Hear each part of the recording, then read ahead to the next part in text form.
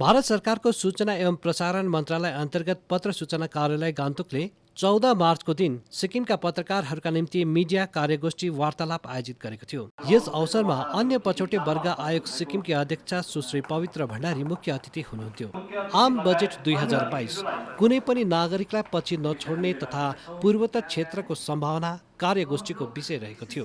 सिक्किम विश्वविद्यालयको वाणिज्य विभागका प्रोफेसर अभिजित दत्तले कार्यगोष्ठीमा आम बजेट 2022ले कुनै पनि नागरिकलाई पछि नछोड्ने तथा पूर्वोत्तर क्षेत्रको सम्भावना विषयमाथि वार्ता प्रस्तुत गर्दै बजेटको पृष्ठभूमि, स्रोत र बजेटलाई कहाँ खर्च गरिन्छ भन्ने विषयमा स्पष्ट पार्नुभयो। यो वर्षको बजेट भविष्यमुखी रहेको उहाँले बताउनुभयो। उहाँले भन्नुभयो, बजेटको लाभ कालान्तरमा सकारात्मक परिणाम देख्न पाइनेछ। प्रधानमन्त्रीले जसरी सबका साथ सबका विकास र सबका विश्वासको नारा दिनुभएको छ, सोही अनुरूप बजेटमा यो नारा झल्किन्छ।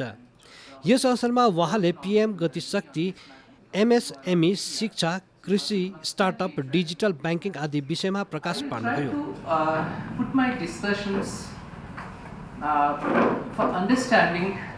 The budget process. That should be the key and the stroking point to start with. And as a man of commerce, budget is a regular thing that we preach, teach and practice. Budget is a plan of actions, and in this case is a monetary plan of actions. So therefore there are two sections which the budget generally carries when the finance minister talks. They talk about where to get the revenue and how to spend it. They first talk about how to spend it in the first segment, and then they talk about the where to get it.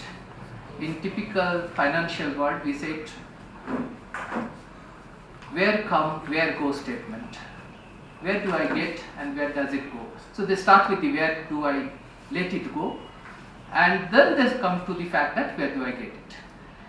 On a generalistic note, India has a budget plan, and then budget plan you will see that about 60% of our expenses goes in welfare.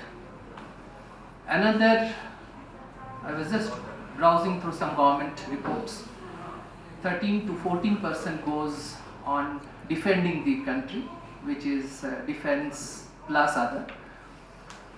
About 3 to 4% on education, and rest is allied, which means many other segment, which includes development.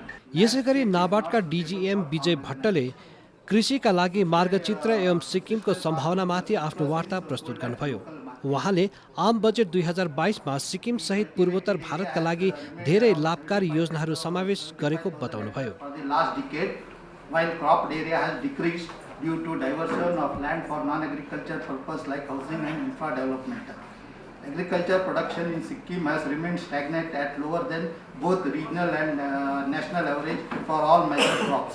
This has resulted in depending on neighboring states for food supply. Agriculture has been a priority area with action plan to double the farmers' income by 2022. Despite the challenges of pandemic, agriculture has been a resilient sector, registering a growth of 3.9% during 21-22 and accounting for 18.8% of government of the 18% of GVA of the country. Union government has increased expenditure towards agriculture and allied sector to around 1,36,000 crore in 21-22. Regarding the budget ecosystem, we need the cheap credit to farmers is the key. The budget must look at directed credit at more subsidized rate for purchase of equipment, irrigation and other long-term investment. Focus has to shift out of expendable fundings into long-term funding. This is what is not happening. We are slowly not giving money for infrastructure investment. It is time to bite the bullet on incentivizing innovative farm techniques. Drip irrigation can make a huge difference in a water scarce country like India. Special incentive tax breaks and easy credit are called for. Similarly, a boost to lift irrigation and vertical farming can go a long way in addressing the problem of scarce farmland. यस्तै प्रकारले राज्यका IAC अधिकारी सोनाम ग्याल्छेन भोटियाले आफ्नो सम्बोधनमा covid संक्रमणका मामिलाहरू घटे तापनि कोभिडलाई व्यवस्था गर्नु बुद्धिमानिता नहुने बताए। हामीमा अहिले पनि कोभिडबारे अनिश्चितता छ। असल नागरिकका रूपमा कोभिड आचरणलाई असल रूपमा सबैले पालन गर्नु नै सुरक्षित रहने हो भनी उहाँले बताउनुभयो। कन्फर्म केसेस इन सिक्किम, त्यसमा हाम्रो अलार्मिङ चाहिँ एउटै चिज छ। अल ओभर इन्डियाको रूपमा हेऱ्यो भने हाम्रोमा यहाँ छ, यो पनि तपाईँको लगभग 3 लाख नाग्दाखेरि मात्रै हाम्रोमा 39,105 पोजिटिभ केसेस छ। तर यसमा हाम्रोमा 446 डेथ्स छ। सो 446 डेथ्समा यो थर्ड वेभमा मात्रै 40 भन्दा अलिक अधिक नम्बर तपाईँको डेथ भएको छ। सबसे ज़्यादा डेथ हामीले सेकेन्ड वेभमा देख्यौँ। सो यो हाम्रोमा 100 लगभग 20वटा केसेस तपाईँको जुन चाहिँ फर्स्टमा डेथ भएको छ भने आफ्टर द्याट रिमेनिङ यो 442 तपाईँले हेर्नु भने 200 भन्दा अधिक डेथ, त्यो पनि 1 महिनामा डेथ भएको छ हाम्रोमा। अनि तपाईँलाई म यहाँ एउटा कुरा पनि भन्न चाहन्छु। अस्तिदेखि हामीले तपाईँलाई एउटा कुरा भन्दै थिएँ कि ओमिक्रोनको जिनोम सिक्वेन्सिङ एन्ड तपाईँलाई भन्छु यो भनेर भन्दै थिएँ। त्यो रिपोर्ट कहिले पनि तपाईँको राम्रोसितले हाम्रोमा आइ नै पुगेन है एउटा कुरा। तर पनि अहिले एउटा रिसेन्ट एउटा हाम्रो रिपोर्ट आयो। त त्यसबाट हामीले के प्रमाणित भयो भन्दाखेरि ओमिक्रोन त छ, किनभने अब विश्वभरि नै ओमिक्रोनले अहिले तपाईँको यो भएको थियो भने हामीले डेल्टा पनि अझै सकेको छैन रहेछ भनेर बुझ्यो त्यहाँबाट तपाईँले। किनभने हाम्रो जुन डेथ भएको थियो, सो डेथ हुँदाखेरि के भयो भन्दाखेरि जुन चाहिँ सिम्टम्स आयो तपाईँको पेसेन्ट एडमिट हुने, जुन चाहिँ त्यति बेला हामीले भन्दा थियो सर्टनेस अफ ब्रेथ भन्ने कुरा गऱ्यौँ। त्यो सर्टनेस अफ ब्रेथ हामीले ओमिक्रोनमा देखेको थिएन नि। तपाईँको एकदमै सास लिनुमा तकलिफ भएको, यो ओक्सोको जुन चाहिँ प्रब्लम हुँदै थियो, लङ्सको रेस्पिरेटरी जुन चाहिँ प्रब्लम हुँदै थियो, जुन चाहिँलाई बेसिकली तपाईँले डेथको हामीले यो कज अफ डेथ दिँदाखेरि एआरडिएस भनेर हामीले दिँदै थियो नि तपाईँको, यो चाहिँ डेल्टामा जाँदा देखिँदै थियो। सो यो 40जनामा जाँदामा तपाईँको एआरडिएस हामीले भेटायो। सो यसले गर्दाखेरि तपाईँको के हुँदैछ भने डेल्टा पनि सकेको छैन, हाम्रोमा रहेछ भनेर बुझ्नु पऱ्यो। र अर्को कुरा, अहिले किन कोभिड कम्ती छ, एउटा अर्को कुरा बुझ्ने यो आउँछ। र कोभिड फ्युचरमा आउनु सक्छ भन्ने कुरा आउँछ। सो आजदेखि तपाईँ 1 वर्ष ब्याक जानुहोस्, सेम कुरा क्वेसन त्यति बेला पनि रेस भएको थियो। हाम्रो त कोभिड सकिए, सबैले त्यही भन्यो, पब्लिकले पनि त्यही भन्यो है तपाईँको, सबै अरूले डिपार्टमेन्टले पनि त्यही भनेर। तर हेल्थ डिपार्टमेन्टले मिडियाले यसमा कहिले पनि सक्यौँ भन्नु सकेन, सकेन पनि भन्नु सकेन, किनभने हामी चाहिँ बिचमा पऱ्यो नि तपाईँको है। सो त्यसले गर्दा अहिले पनि हामीले भन्न सक्दैन। कार्यक्रमलाई सम्बोधन गर्दै प्रेस क्लब अफ सिक्किमका अध्यक्ष श्री शेखर खवासले ग्रामीण विकासमा मिडियाको महत्त्वपूर्ण भूमिका रहेको बताउँदै यसका विभिन्न उदाहरणहरू प्रस्तुत गर्नुभयो। गान्तोक, राजधानी गान्तोकदेखि करिब 11-12 किलोमिटर माथि हुनुपर्छ एउटा गाउँ छ याली। त्यहाँ के भयो भन्दाखेरि कोही एकजना कुनै एउटा धर्मको कोही प्रचारकहरू उहाँ जानुभएको रहेछ है। अनि उहाँहरूले त्यहाँ चाहिँ के देखेछ भन्दाखेरि त्यहाँ राजधानीको त्यति नजिक पनि बिजुली छैन रहेछ क्या, बिजुली बत्ती छैन रहेछ। अन्त उहाँहरूले आएर हामीलाई भने यस्तो यस्तो देख्यौँ हामीले भन्दाखेरि हामी केही साथीहरू, सायद त्यहाँ भएको 1-2जना साथीहरू पनि थियो होला मसँग त्यति बेला, हामी गएर हामीले त्यो न्युज गऱ्यौँ। अनि न्युज आयो पेपरमा है, त्यो अभियसली त्यति बेला डिजिटल मिडिया थिएन, पेपरमा हामीले न्युज गऱ्यौँ। अनि यो मुनि अँध्यारो यस्तै के हेडलाइनहरू लगाएर गरेपछि त्यहाँ फेरि हाम्रो अलिकति कमजोरी के छ भनौँ, हामी फलोअप न्युजहरू त्यति गर्दैनौँ है।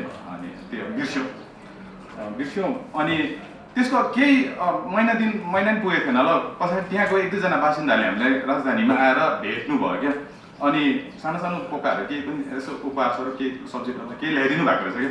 अन्त उहाँले भन्नुभयो क्या हाम्रोमा बिजुली आयो नि भन्नुभयो क्या। अनि मलाई लाग्छ सायद पत्रकारिताले है ग्रामीण विकासमा गर्ने काम यही होला भन्ने चाहिँ मलाई लाग्छ, मेरो अनुभव यो छ है। त्यस्तै अर्को एउटा इक्जाम्पल पनि म दिनु मन लाग्यो। हजुरहरूले देख्नु भएको होला नर्थतिर जाँदाखेरि लोवर जङ्गुमा एउटा पुल छ जसले चाहिँ यता मङ्गनपट्टिको क्षेत्रलाई जोड्छ क्या।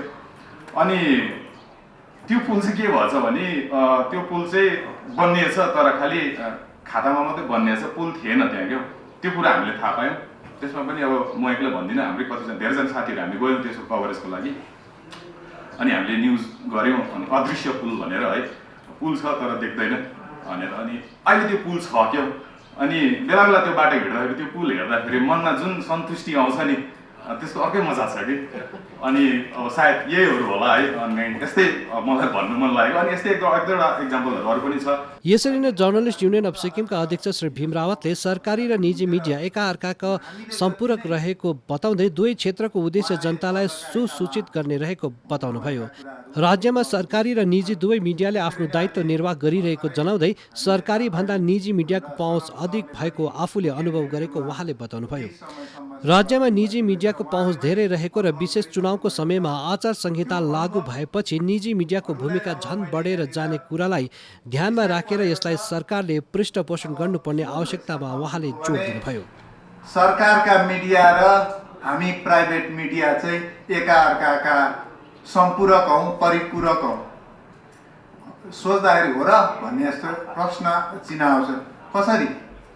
सरकारको मिडियाको आफ्नो लाइन छ, हाम्रो प्राइभेट मिडियाको आफ्नो लाइन छ, तर पनि हामी एकाअर्काका सम्पूरक हौँ केही हदसम्म।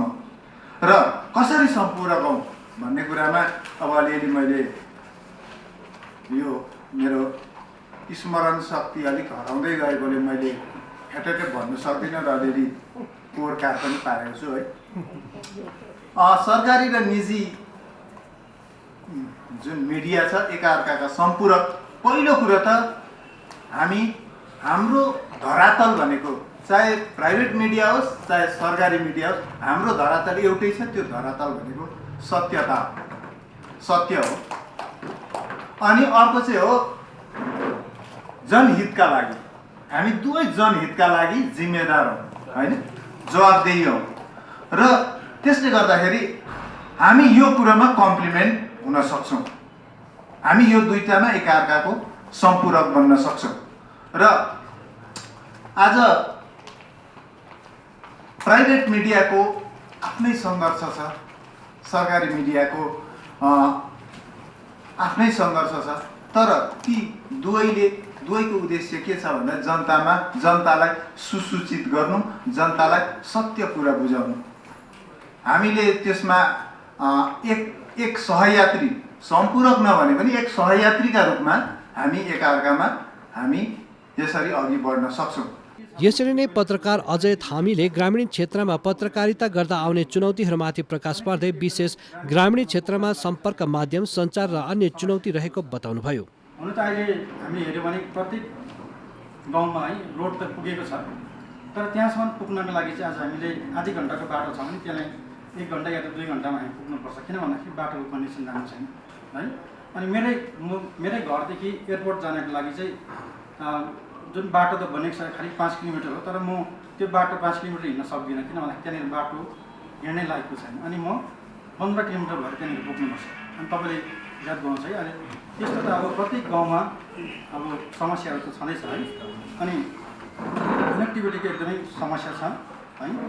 अनि अघि नै यहाँ बजेटिङको कुरा पनि आउँदैछ है कि आज ग्रामीणमा बस्ने जति पनि पत्रकारहरू छ, आज हाम्रो तपाईँले यादै छ सबै कुरो, त्यो याद भएकै कुरो है कि आज पर्याप्त मात्रामा आज हामीले त्यहाँ पुग्ने, त्यहाँनिर गएर रिपोर्टिङ गर्ने आज हामीले त्यो साधनहरू छैन। आफ्नो सम्बोधनमा मुख्य अतिथि सुश्री पवित्र भण्डारीले आम बजेट 2022 कुनै पनि नागरिकलाई पछि नछोड्ने उद्देश्यले तयार गरिएको तथा बजेटमा सिक्किमका लागि धेरै सकारात्मक कुरा रहेको बताउनुभयो।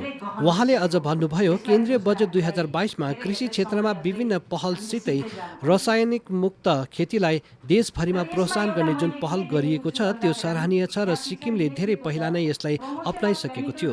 यसर्थ बजेटले सिक्किमलाई गर्व गर्ने अवसर पनि प्रदान गरेको छ उहाँले भन्नुभयो। यसरी नै उहाँले सिक्किम राज्यको सकल घरेलु उत्पाद लामो समयदेखि अनुकूल स्थितिमा रहेको कुरा पनि बताउनुभयो।